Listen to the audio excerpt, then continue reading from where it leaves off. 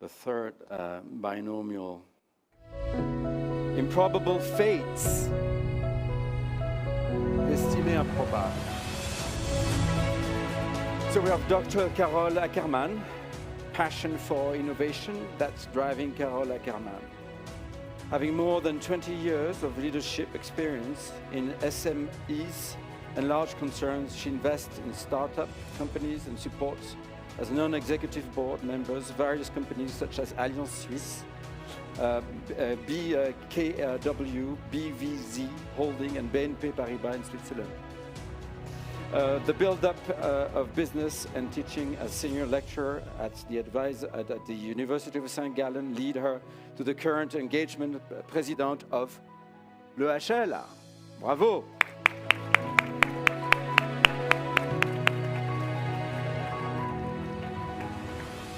Welcome. You can. I assume my colleague is on screen. Oh, that's true. Yeah, absolutely.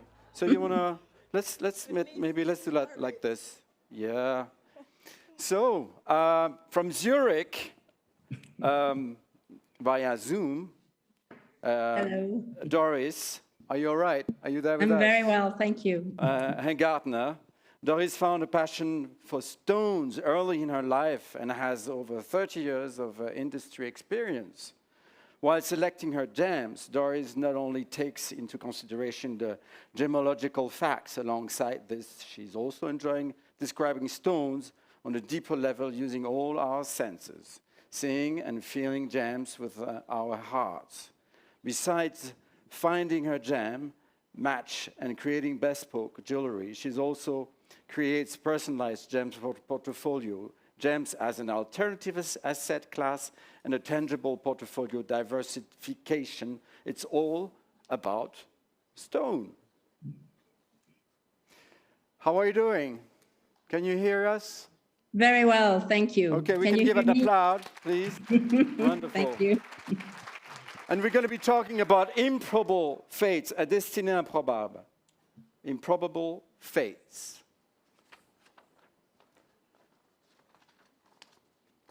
Let's go to the first question. So, do you recognize, Doris, do you recognize yourself in this definition, improbable fates? Yes, I do. When I went to the Gemological Institute of America in 1991 to study gemology, I was in awe of diamonds. It was the emeralds, the sapphires, the rubies. It was these beautiful cabochons of emeralds. They're kind of a round cut that I just really was drooling over. When I started buying stones in 2012 for myself, it was actually then the Paribas tourmalines I fell in love with. It's the newer stones, it's the new colors, it's all these joyful, juicy colors. And I've kind of left the path from traditional jeweler and the big four, diamond, emerald, sapphire, ruby, but I went into all the new colored stones. It is the Paribas tourmaline, which was discovered in 1987, and it is a very turquoise, beautiful stone, which is incredibly luminous, and it has such an expansive feeling. Tourmalines have been around for such a long time, but a Paribas has manganese and copper as a color-bearing agent, and they just have something different. And I feel they really bring a joyfulness to us, to the world, and they're more like dolphins jumping and really being very playful. If you think of Mandarin Garnets, they were discovered in 1967. They're kind of a green stone similar to emeralds, but they have a bit a warmer color. They're not very yellowish in green, but they're just not quite as cold as the muso green of the emeralds. They're 2 billion years old. And it's really something that baffles me. These stones, they are so old. The Paribas, they're about 350 million years old. Yet they were only recently discovered. The Mandarin Garnet is an orange stone. It really looks like a tangerine or an Aperol Spritz. And it was discovered in 1991. And it has this unbelievable fire. It was discovered in Namibia, and then they were also found in Nigeria. And they have, again, there's such a different feeling to, if you say, a ruby. Red spinels have been around very long, but also they have not had that much market recognition. They are more transparent. They are more almost shining.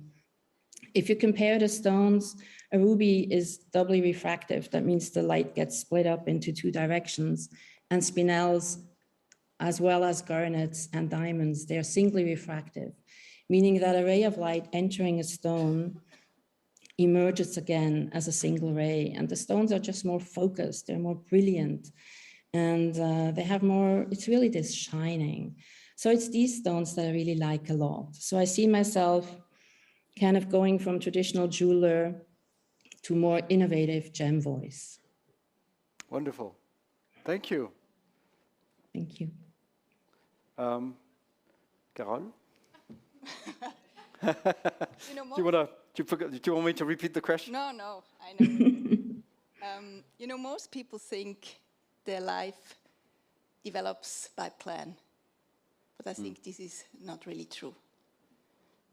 There are a lot of accidents that happen, and you have a lot of opportunities. But if you know what you want, if you not know what you're looking for, these accidents and opportunities will reach you. And that's how I interpret your question. I think it's quite important. There are hundreds of opportunities daily. But the better you know yourself, the better you know what you want, the easier it is to see them. The easier it is to choose and to select what you'd like to have and how your life should be. And sometimes some accidents or opportunities pass by, and sometimes you see them, and maybe I tell you later, I also missed some opportunities, and some opportunities I didn't recognize them on the first sight, but on a second sight. And that's how I interpret it. Nice. Thank you. Yes, we can. I feel exactly the same way. Exactly the same way.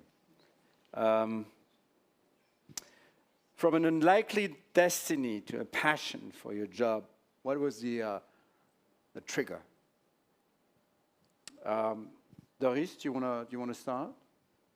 Sure.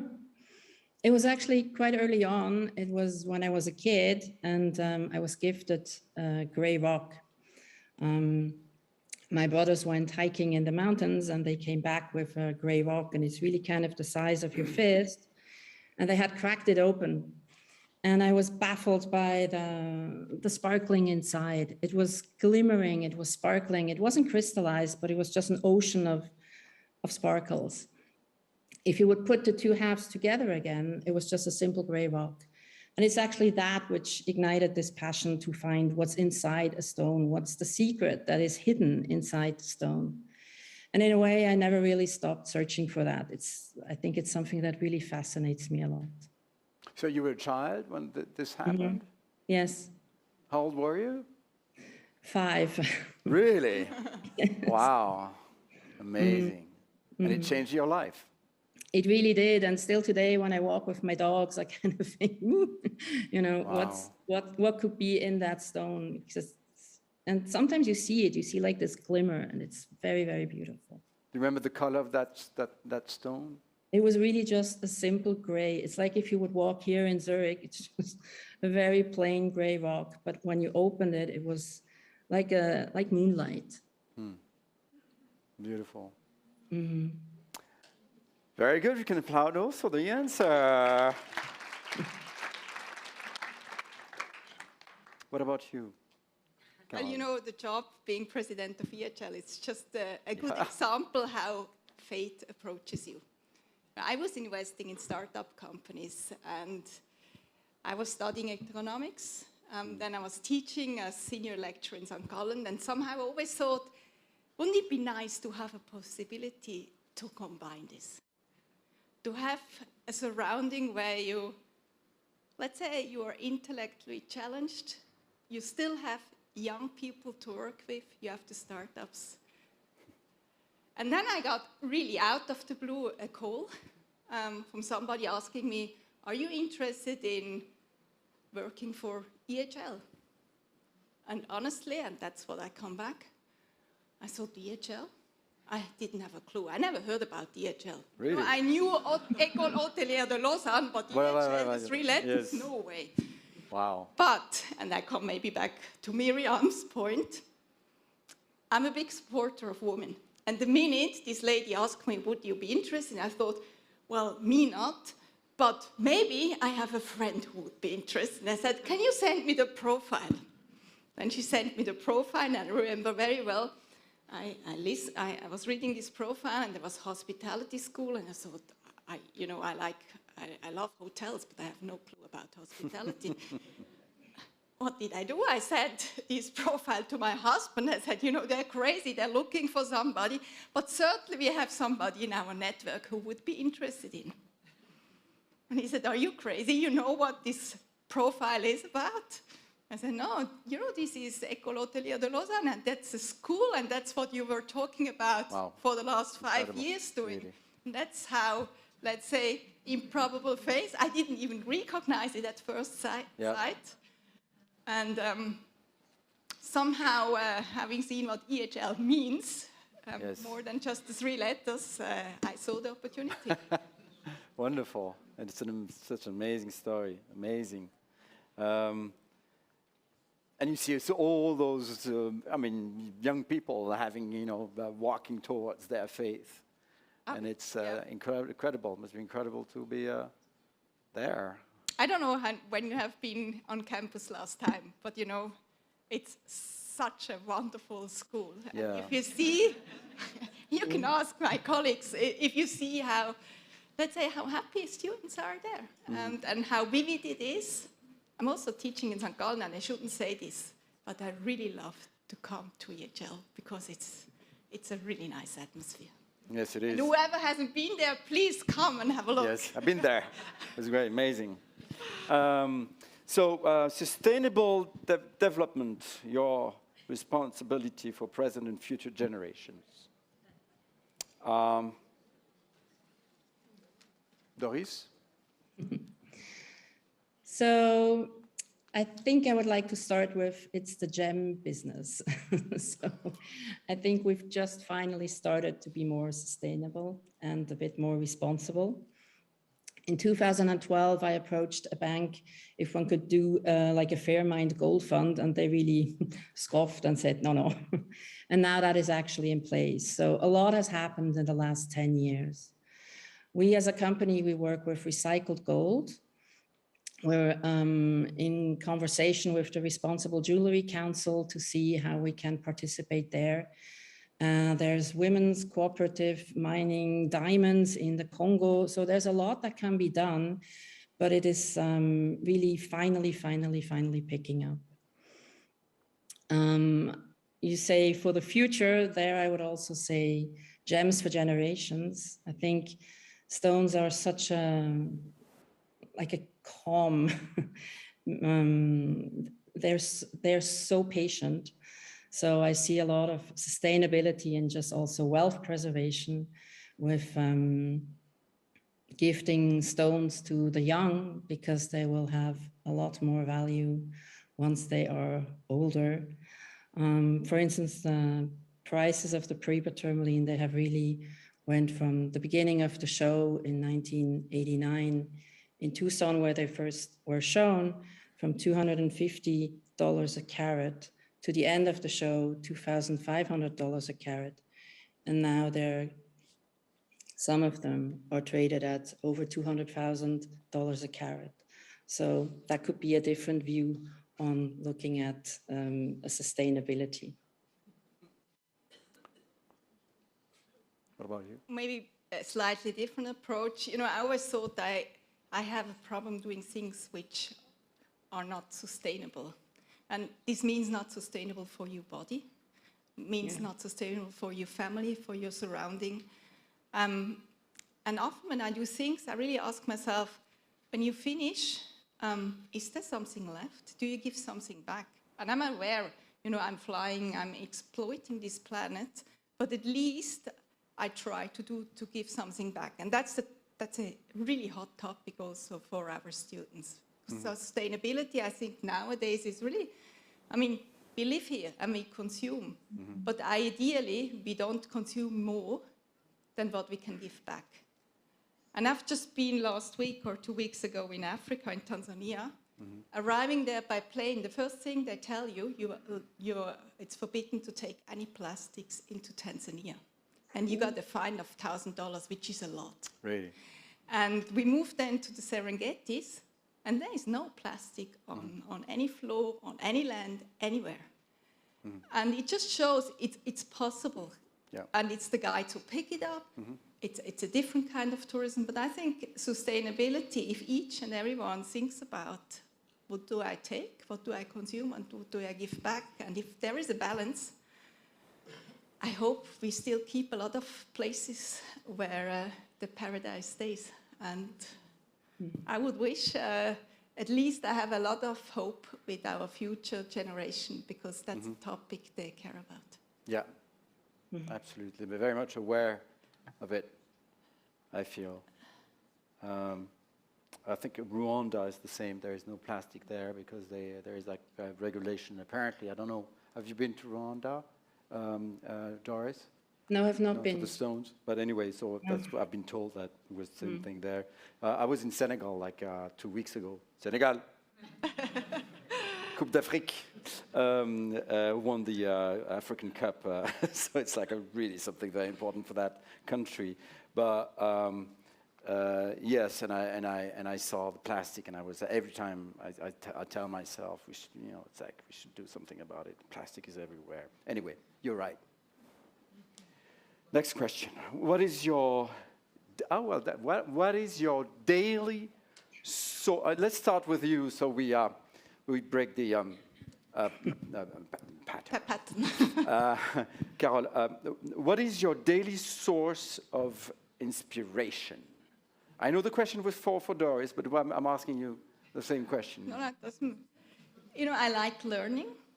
I like to be exposed to, let's say, intelligent people who challenge me from time to time, and I like to travel. And I think I take most out of it. I gave you the example from traveling, maybe the example from learning. I'm just curious, and I think there's almost nothing on earth what is not interesting if you start digging into it. Recently we invited some people, and they were interested in birds.